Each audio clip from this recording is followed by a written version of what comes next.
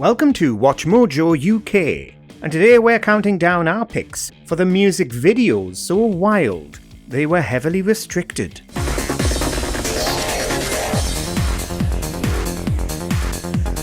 Before we begin, we publish new content every day, so be sure to subscribe to our channel and ring the bell to get notified about our latest videos. Number 10.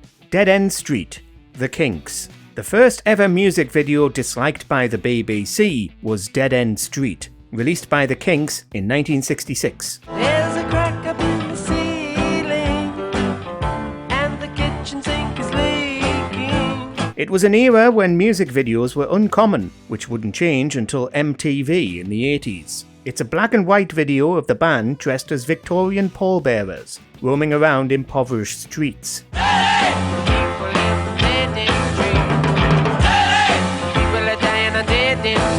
The BBC called the final product tasteless, then stuck to their traditional formula. This was bands lip-syncing their own songs live on top of the pops, a much less creative endeavour than making a video. Number 9. Happiness in Slavery, 9 Inch Nails. In 1992, industrial metal band 9 Inch Nails created an incredibly contentious music video.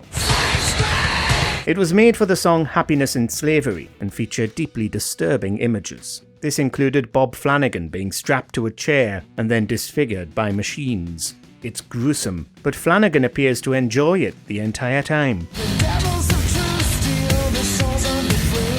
Eventually, it leads to him being killed by the machine. It's not hard to see why they banned this one. For years, it remained almost completely banned globally until it was released in 1997 on the Closure video album. Even today, it's harder to find than all the other 9 Inch Nails videos.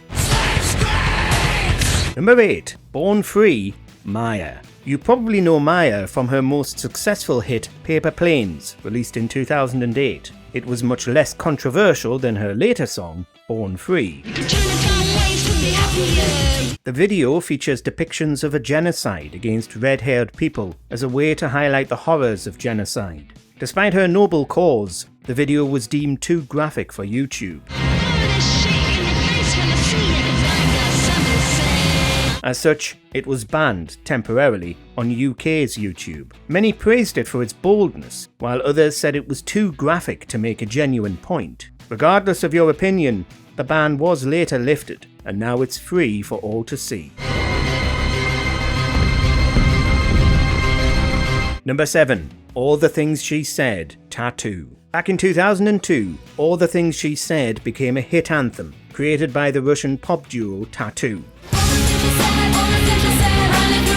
Alongside it, they released a video featuring the duo in Catholic school uniforms. At one point, the women kissed one another. Nowadays, that's barely an issue, but in 2002, it offended tons of people. In response, ITV banned the video from CD UK, an old music programme which featured music videos. And I'm all mixed up, feeling cornered and rushed. They say it's my fault, but I wonder so much. According to them, it wasn't suitable for children. Additionally, there was a small campaign that thought it was tailored to child predators, but that fell flat on its face.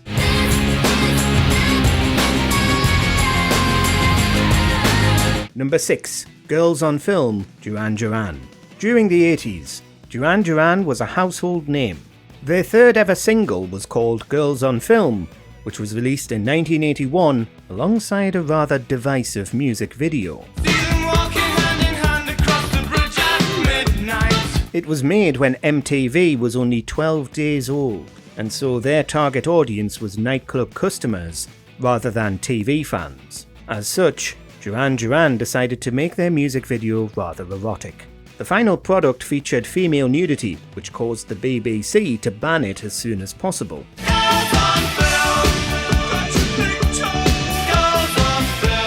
Later, they released a censored version for MTV, which has since been made widely available. The original still exists though, and was played in both nightclubs and on X-rated TV channels.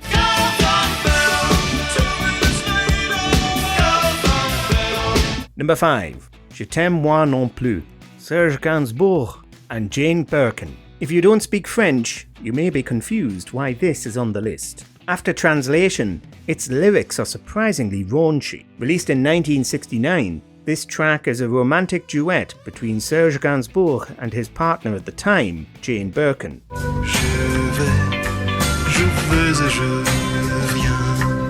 It was famous for becoming the first foreign language #1 in Britain, alongside the first to be banned.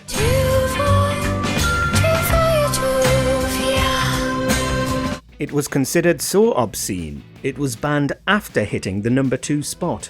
Gainsbourg managed to arrange a deal to end restrictions, which worked, and it went on to become a major hit, still played loads today.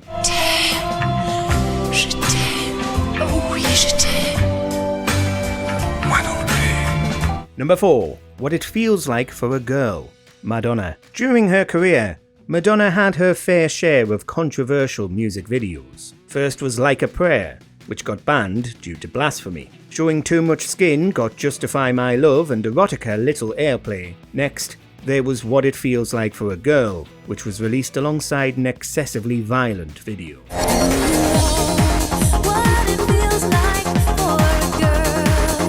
Quite a few TV channels refused to show Madonna mercilessly murdering people, so it was banned by the majority of TV stations, including MTV.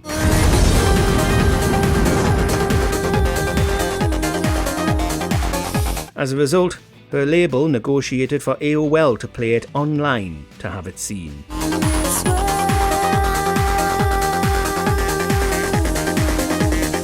Number 3. Relax, Frankie Goes to Hollywood. One of the biggest 80s hits that caused a stir was Relax, which was a 1983 song about motivation. At least that's what the band pretended. In reality, its lyrics had much more adult themes. Relax, don't do it when you wanna go to it.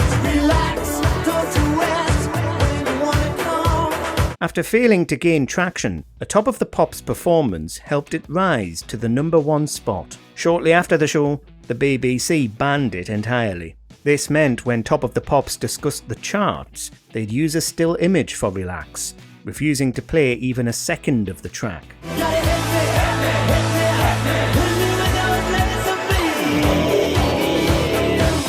The rest of the UK was still playing it without an issue. It was just the BBC, which embarrassed them so much that they lifted the ban by the end of 1984. Number 2. God Save the Queen, Sex Pistols. If you know almost anything about the Sex Pistols, you already know why this was banned. This was their most outrageous hit by a significant margin. Lead singer John Lydon, also known as Johnny Rotten, starts the song by calling the monarchy a fascist regime. God save the Queen, the fascist regime. The song is staunchly anti-monarchy, which of course caused a huge uproar. It was banned by the BBC and almost all radio stations. Even shops refused to sell it, leaving a blank spot on their singles charts. God save the Queen, we mean it, man. Despite this, the punk hit reached the #2 spot on the charts. This was ironically during Elizabeth II's Silver Jubilee celebrations, making it even more contentious. We're the future, your future. Number 1. Smack My Bitch Up, The Prodigy. According to a 2010 poll by the Performing Rights Society, this is the most controversial song ever made. The title alone is enough of an explanation for why. Loads of people thought it encouraged violence towards women, which got it banned by the BBC and the vast majority of stations. Others consider it a feminist anthem, claiming it's a satirical piece. The video can support this claim, which is a point of view of a drunken night out. In the end, it's revealed to be from a woman's perspective.